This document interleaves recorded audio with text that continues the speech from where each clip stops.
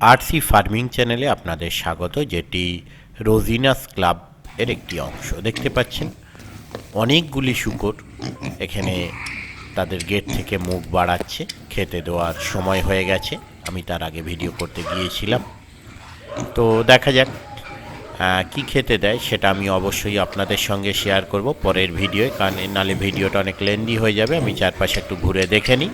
তো যাই হোক, এরা যখন মুখ বাড়াচ্ছে, সামনে কিছু ঘাস হয়ে রয়েছে, আমি একটু ছিঁড়ে দিয়ে দেখি দু চারটে ঘাস পাতা যদি খায় কি এরা। কারণ এদের যে খাবার রুটিন সেটা আমি আপনাদের সঙ্গে কিছুটা শেয়ার করেছি, আবারও পরে শেয়ার করব। তো কিছু ঘাস পাতা আমি ছিঁড়ে নিলাম, নিয়ে সামনে দিলাম, মানে দিচ্ছি। দেখা যাক। দেখতে পাচ্ছেন সেগুলো খেতে শুরু করে দিল। অলরেডি এদের খিদে পেয়েছে, তার কারণ খেতে দেওয়ার সময় হয়ে গেছে। এটি হচ্ছে গোল্ডেন পিগলেট পিগ ফার্ম। এখানে চাষের বা ফার্মিংয়ের কিছু তথ্য আপনাদের সঙ্গে শেয়ার করেছিলাম। বিস্তারিত জানার জন্য এনাদের নাম্বারে আপনারা কন্ট্যাক্ট করে নেবেন।